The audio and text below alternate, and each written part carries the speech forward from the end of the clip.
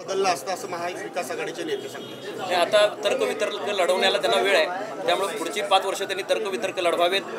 विजयी सलामी झालेली आहे। विजयी पताका परत एकदा भगवी पताका घेऊन धैर्यशील माने महायुतीचा खासदार दिल्ली दरबारी निघालाय। निश्चितच जे काय या ठिकाणी आरोप ते आतापर्यंत करत होते ते सगळे फोल ठरत जनतेनं परत एकदा विश्वास बहाल केलाय, तो महायुतीच्या पाठीशी, धैर्यशील मानेच्या पाठीशी, आणि एका खासदाराला परत एकदा त्यांचे नेतृत्व करण्याची संधी दिली। माझ्या विजयामध्ये अनेकांचे हात या ठिकाणी राहिलेले आहेत। मी उद्या त्या सर्व नेत्यांच्या भेटी त्या ठिकाणी घेणार आहे, कार्यकर्त्यांच्या भेटी घेणार आहे। त्यामध्ये दोनच गोष्टी आपल्या समोर मुद्दामून या ठिकाणी नमूद करणं गरजेचं आहे की माझी जी इलेक्शन झाली ही सामान्य कार्यकर्त्यांना मला या ठिकाणी बळ दिलं आणि आज मला परत एकदा सेवा करण्याची संधी दिली। सन्मान्य विनय कोरे सावकरांनी रात्रीचा दिवस केला आणि या मतदारसंघामध्ये विजयश्री खेचून आणण्यासाठी म्हणून खऱ्या अर्थानं फार मोठे परिश्रम घेतले। त्याचबरोबर आवाडे साहेब असतील, सन्मान्य यड्रावकर साहेब असतील, तिकडे सदाभाऊ खोत साहेब असतील, महाडिक साहेब असतील, ही सगळी मंडळी या ठिकाणी, सतुभाऊ असतील, सर्वच मंडळी अतिशय ताकदीने या ठिकाणी राबली आणि मला गौरव भाऊंच्या पासून त्या सगळ्यांनी या ठिकाणी ही ताकद दिल्यामुळं आज ह्या विजयाला एक वेगळी उंची प्राप्त झालेली आहे। माझ्या लोकसभा मतदारसंघातील तमाम कार्यकर्त्यांनी प्रामाणिकपणे प्रयत्न केले आणि त्या प्रयत्नांना यश आलं आणि परत एकदा जे हारी बाजी को जीतने वाला ही बाजीगर कहलाता है, तसं आज सुरुवातीपासून सीट जाती के काय अशा पद्धतीचं वातावरण होतं, पण जो जीता वही सिकंदर।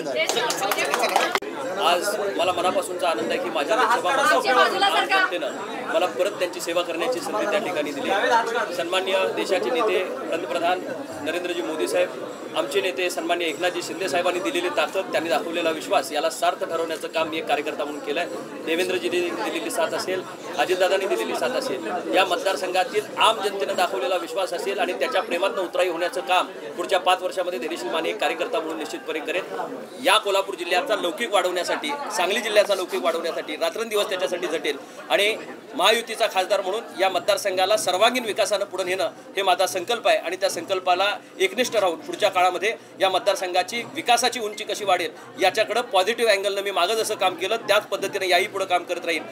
जी टीका माझ्यावर मागच्या 5 वर्षामध्ये या ठिकाणी झाली त्याचं उत्तर आज लोकांनी मतपेटीतनं या ठिकाणी दिलेलं आहे आणि परत एकदा विजयी गौडदौड या मतदारसंघातनं शिवसेनेची, बाळासाहेब ठाकरेंच्या विचारांची, बाळासाहेब मानेंच्या विचाराची परत एकदा या ठिकाणी सुरू झाली। महायुतीच्या सर्व नेत्यांनी आपल्याला दिलेली ताकद याच्यावर मला मनापासून आपल्या सर्वांचं या आपल्यामार्फत या ठिकाणी ऋण व्यक्त करायचं आहे।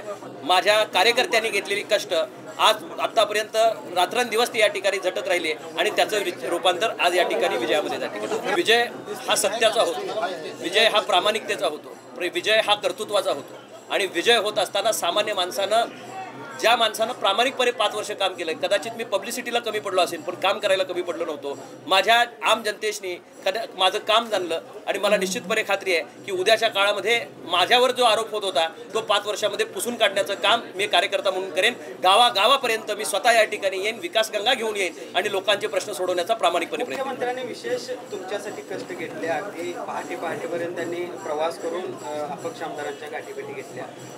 कसं बघता एकूणच मुख्यमंत्र्यांनी तुमच्यासाठी जे तुमच्या सगळ्या मुख्यमंत्र्यांनी दाखवलेला विश्वास हाच खऱ्या अर्थानं विजयाला कुंदन ठरला। पहिल्या टप्प्यामध्ये उमेदवारीच बदलावी अशा पद्धतीचं वातावरण त्या ठिकाणी झालं होतं, पण तरीसुद्धा मुख्यमंत्र्यांनी कार्यकर्त्यावर विश्वास दाखवला। मी त्यांच्याबरोबर विश्वासानं आलो होतो आणि त्याच विश्वासानं त्यांनी माझ्या पाठीमागं खंबीरपणे राहण्याची भूमिका घेतली, जिल्ह्यातल्या नेत्यांची समजूत काढली, त्यांना या ठिकाणी एकत्र टीममध्ये घेतलं आणि ह्या सगळ्या टीमनं मला विजयी या ठिकाणी करण्याचं काम एकत्रपणे त्या ठिकाणी केलं। मी मुख्यमंत्र्यांचे मनापासून ऋण व्यक्त करतो की महाराष्ट्राचा एकनाथ नावाचा असा मुख्यमंत्री की जो शब्दाला जगतो आणि शब्द खरा करून दाखवतो आणि त्या शब्दासाठी म्हणून मी परत एकदा ह्या जनतेचे प्रश्न त्यांच्यापर्यंत घेऊन जाणार आहे आणि ते निश्चितपणे ह्या मतदारसंघातल्या प्रश्नांना होकारात्मक प्रतिसाद देतील आणि जनतेच्या अपेक्षा पूर्ण करतील याची मला खात्री आहे। अशाच ताज्या अपडेटसाठी महासत्ता न्यूजला सबस्क्राइब करा।